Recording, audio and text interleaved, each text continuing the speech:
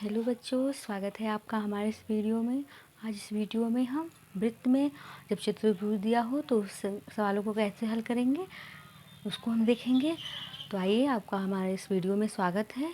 तो देखिए, सवाल को पहले हम देखते हैं सवाल क्या है। पहले सवाल को समझ लेते हैं। दिया है सवाल कि चतुर्भुज PQRS वृत्त के अंतर्गत बना है। यदि कोण R बराबर 80 अंश हो और कोण S बराबर 85 हो तो कोण P और कोण Q का मान ज्ञात करना। ठीक है, सवाल में क्या है, एक वृत्त दिया है, उसमें एक चतुर्भुज दिया है। चतुर्भुज में 4 भुजाएं होती हैं, ये तो आपको पता ही होगा। तो इसमें क्या है, यह कोण S का मान दिया है, कोण R का मान दिया है, और किसका मान पूछा है, कोण P का और कोण Q का। ठीक है, तो देखिए पहले लिखते हैं, दिया है,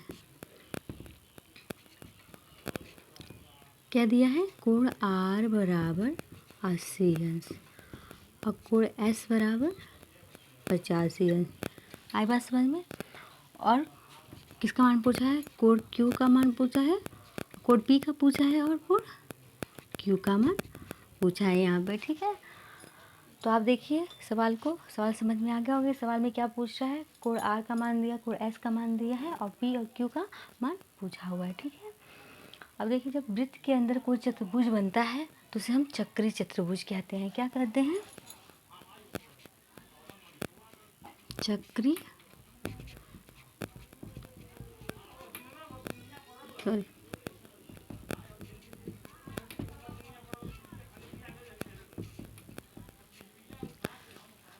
अब चक्रीय चतुर्भुज किसे कहते हैं, जिस चतुर्भुज की चारों शीर्ष वृत्त के परिधि पे हो। ऐसे समझते हैं, मान लीजिए कोई वृत्त है, वृत्त में परिधि किसे बोलेंगे, पहले इसको समझते हैं। ये वृत्त का जो ये भाग होता है, अंडरलाइन क्या होता है, इसको हम क्या कहते हैं, परिधि। क्या बोलते हैं, परिधि। ठीक है, तो जब वृत्त के परिधि पर किसी चतुर्भुज की चारों शीर्ष हो, ये चतुर्भुज है मान लीजिए, शीर्ष किसे बोलते हैं, इसको बोलते हैं, इसको।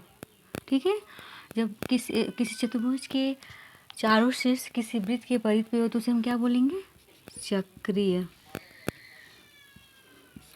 चतुर्भुज। आई बात समझ में। तो यहाँ पे क्या दिया है, चक्रीय चतुर्भुज दिया हुआ है। ठीक है, अब चक्रीय चतुर्भुज समझ में आ गया किसे बोलते हैं। तो आगे हम देखते हैं।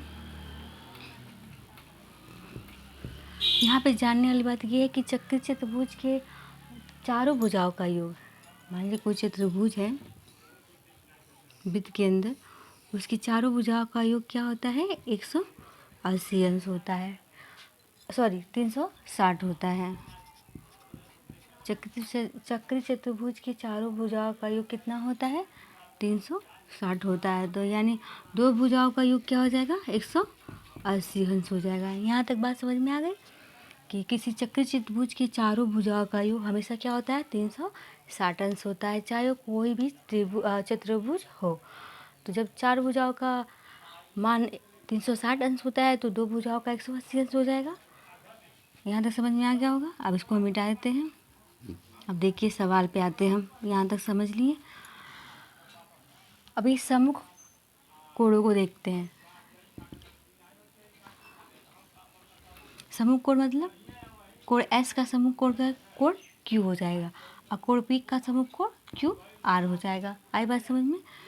तो हम ऐसे लिख सकते हैं,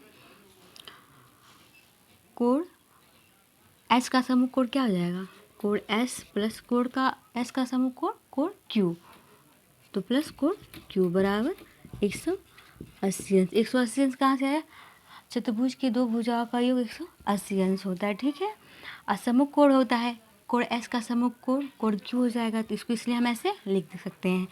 तो कोण S का मान कितना दिया है, 85, तो यहाँ पे हम 85 लिख देंगे, प्लस कोण Q बराबर 180 अंश। तो कोण Q बराबर 180, इधर आएगा प्लस, इधर आएगा माइनस 85, तो कोण Q बराबर कितना हो जाएगा, तो कोण Q बराबर 95 अंश हो जाएगा। अब दूसरा, यानी कोण S का मान कोण Q का मान निकल गया। अब दूसरा क्या पूछा है, कोण आर, पी का मान पूछा है तो पी का सम्मुख कोण क्या हो जाएगा, आर हो जाएगा। तो इसको ऐसे लिखते हैं कोण आर प्लस किस कोण पी बराबर 180 अंश। ये कैसे हुआ है, पी का सम्मुख कोण कोण आर है और दोनों चतुर्भुज की दो भुजाओं का योग 180 अंश होता है। तो कोण आर बराबर कितना दिया है 80 अंश प्लस पी का मान ज्ञात करना है बराबर 180 अंश। तो कोण पी बराबर 180 माइनस 80 तो कोण पी बराबर 100 यानी कोण पी का मान क्या हो गया 100 अंश हो गया। आई बात समझ में। यानी सवाल में क्या हुआ है, पहले चक्की चतुर्भुज होता है, ये चक्की चतुर्भुज किसे कहते हैं, जब कोई चतुर्भुज का शीर्ष वृत्त के परिधि पे उसे हम क्या बोलेंगे, चक्की चतुर्भुज। और चतुर्भुज के चारों भुजाओं का योग हमेशा 360 होता है तो दो भुजाओं का योग 180 अंश हो जाएगा, उसका आधा हो जाएगा। ठीक है, तो यहाँ पे एक एक कोण का मान दिया तो सम्मुख कोण हम निकाल लिए। सम्मुख कोण मतलब सामने वाला ये कोण और ये कोण, ये सम्मुख कोण हो जाएगा। इसके पी का सम्मुख कोण आर हो जाएगा। तो हम पी के साथ आर को रख दिए हैं और यस के साथ क्यू को रख दिए हैं, तो दोनों का मान निकल गया है। आई थिंक आपको सवाल समझ में आ गया होगा। धन्यवाद।